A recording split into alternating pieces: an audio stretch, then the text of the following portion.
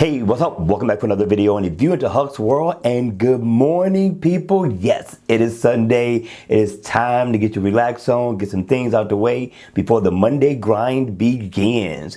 All right, you all, I got a nice watch face that we're going to review on Monday. Do not miss Monday's video. This one here is totally off the charts. We'll talk about it then. But right now, guess who we got in the building?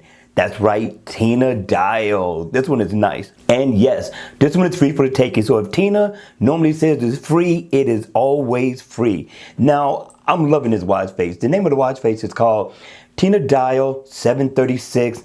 I like the design. I like the analog look of the clock. It looks premium. It's going to give you all your step info to the left. Now, I haven't worked on any steps, but it's going to show up blue as you work out and get close to your step goal. Not bad at all. And then to the right, you're going to get your battery percentage.